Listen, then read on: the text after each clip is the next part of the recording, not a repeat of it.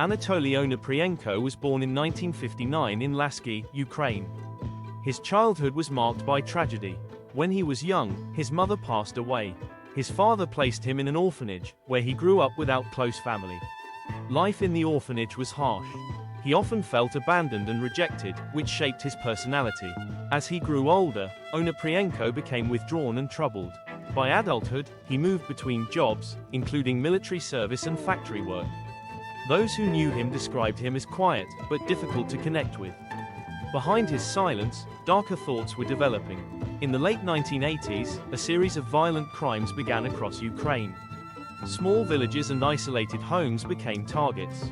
Families were attacked in the middle of the night. Onoprienko's crimes were random, which made him even more terrifying. He often struck homes along rural roads, leaving entire families as victims.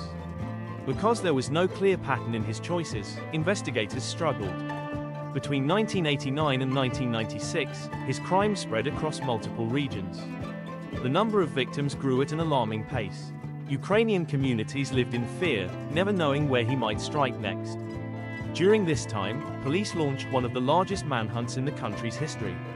Roadblocks, patrols, and investigations stretched across Ukraine, but Onoprienko managed to evade capture for years. His methods made him one of the most feared figures in modern Ukrainian history.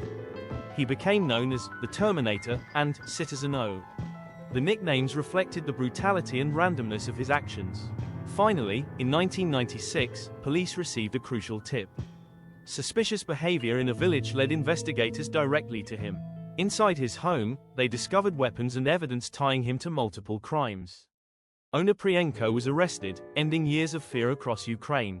During interrogation, he confessed to dozens of murders. The scale of his admissions shocked the nation. His trial was one of the most watched in Ukraine's history. The courtroom heard chilling details of his crimes and his lack of remorse. In 1999, he was convicted and sentenced to death.